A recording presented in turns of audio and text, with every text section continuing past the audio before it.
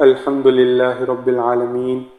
والصلاة والسلام على سيد الأنبياء والمرسلين أما بعد فأعوذ بالله من الشيطان الرجيم بسم الله الرحمن الرحیم۔ عزیزان محترم،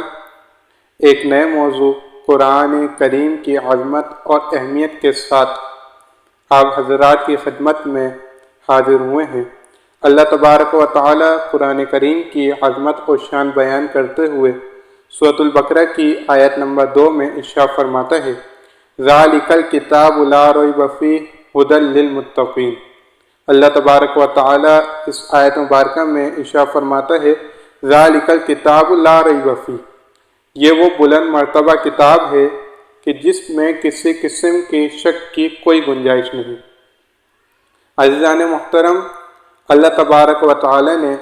آیت کے اس حصے میں قرآن کریم کے ایک وصف کو ذکر کیا کہ قرآن کریم اللہ تبارک و تعالی کی وہ عظیم الشان کتاب ہے کہ جس میں کسی قسم کا کوئی شک و شبہ نہیں، کیونکہ شک و شبہ اسی چیز میں ہوتا ہے کہ جو اپنی حقانیت پر، اپنے حق ہونے پر واضح اور مضبوط دلائل نہ رکھتا ہو، جبکہ قرآن کریم اللہ تبارک و تعالی کی وہ عظیم الشان کتاب ہے کہ جو اپنی حقانیت پر، اپنے حق ہونے پر ایسے واضح اور مضبوط دلائل رکھتا ہے کہ جو ہر ذی شعور، ذی عقل شخص کو اس بات کو تسلیم کرنے پر مجبور کر دیتی ہے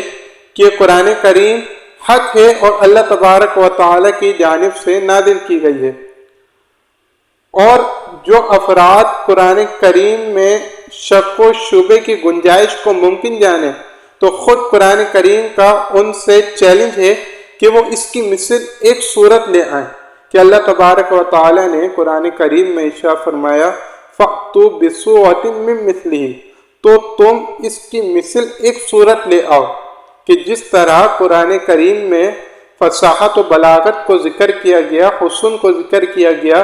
غیب کی خبریں دی گئیں، اس طرح ایک صورت تم بھی لے آؤ۔ اور اگر ایک صورت لانے کی طاقت نہیں رکھتے تو اس کی مثل ایک آیت ہی لے آؤ۔ تو اگر ہم سب مل کر بھی، تمام انسان اور جن مل کر بھی کوشش کر لیں تو بھی قرآن جیسی ایک آیت بھی لانے سے ہم عاجز ہیں، کیونکہ قرآن کریم انسان کا کلام نہیں بلکہ اللہ تبارک و تعالی کا کلام ہے۔ تو قرآن کریم اللہ عز و جل کا وہ پاک کلام ہے کہ جو ہر قسم کے شک و شبے سے پاک و صاف ہے۔ تو عزیزان محترم، ہم کیوں اس کتاب سے غافل ہیں؟ ہم کیوں اس کتاب سے بے رغبتی کا مظاہرہ کرتے ہیں؟ ہمیں اس کتاب سے اپنا تعلق مضبوط کرنا چاہیے۔ اور خود قرآن کریم میں اللہ تبارک و تعالی نے اس بات کو ذکر کیا کہ وَاعْتَصِمُوا بِحَبْلِ اللَّهِ جَمِيعًا، اور تم تمام اللہ تبارک و تعالی کی رسی کو مضبوطی سے تھام لو۔ تو قرآن کریم سے ہمیں اپنے تعلق کو مضبوط کرنا چاہیے اور اس کی اہمیت کو اپنے دلوں میں بٹھانا چاہیے کہ وہ اللہ تبارک و یہ قرآن کریم اللہ تبارک و تعالی کا وہ پاک کلام ہے کہ جس کو اللہ تبارک و تعالی نے ہر قسم کے شک و شبے سے محفوظ رکھا۔ ہم ماہ رمضان آتا ہے تو کثرت سے تلاوت قرآن کرتے ہیں، تو جس طرح ماہ رمضان میں ہم کثرت سے تلاوت قرآن مجید کرتے ہیں تو پورے ماہ میں اور پورے سال ہمیں قرآن کریم کی تلاوت کا یہ جوش اور جذبہ برقرار رکھنا چاہیے جس طریقے سے ہم ماہ رمضان میں قرآن کی تلاوت کرتے ہیں۔ اور یہی وہ بابرکت مہینہ ہے کہ جس میں قرآن کریم کو نازل کیا گیا کہ خود اللہ تبارک و تعالی ارشاد فرماتا ہے، شہر رمضان الذی انزل فیہ القرآن، کہ رمضان کا مہینہ وہ ہے کہ جس میں قرآن کو نازل کیا گیا۔ اس سے مراد یہ ہے کہ ماہ رمضان کی شب قدر میں پورا قرآن مجید لوح محفوظ سے آسمانی دنیا میں اتارا گیا۔ تو جس ماہ میں قرآن مجید لوح محفوظ سے آسمانی دنیا میں اتارا گیا اور ہم ماہ رمضان میں تلاوت قرآن کی کثرت کرتے ہیں اور ہمارا دل قرآن کریم کی طرف راغب ہوتا ہے تو ہمیں پورے سال اس ذوق و شوق کو برقرار رکھنا چاہیے اور قرآن کریم سے اپنے تعلق کو مضبوط کرنا چاہیے۔ آگے اللہ تبارک و تعالی نے ارشاد فرمایا ھدی للمتقین، قرآن کریم ہدایت ہے متقین کے لیے۔ اس آیت کے حصے میں اللہ تبارک و تعالی نے قرآن مجید کے دوسرے وصف کو ذکر فرمایا کہ قرآن کریم متقین کے لیے، پرہیزگاروں کے لیے ہدایت ہے۔ یاد رکھیں عزیزان محترم کہ قرآن کریم سے کامل نفع وہی اٹھا سکتا ہے کہ جس کے دل میں اللہ تبارک و تعالی کا ڈر ہو، اللہ تبارک و تعالی خوف ہو، جیسے کہ خود اللہ تبارک و تعالی نے اس آیت میں ذکر کر دیا ھدی للمتقین کہ متقین کے لیے ہدایت ہے۔ تو کامل نفع، کامل استفادہ قرآن مجید سے صرف متقین ہی، اللہ تبارک و تعالی کے پرہیزگار بندے ہی اٹھا سکتے ہیں۔ اس آیت سے یہ بھی معلوم ہوا کہ قرآن کریم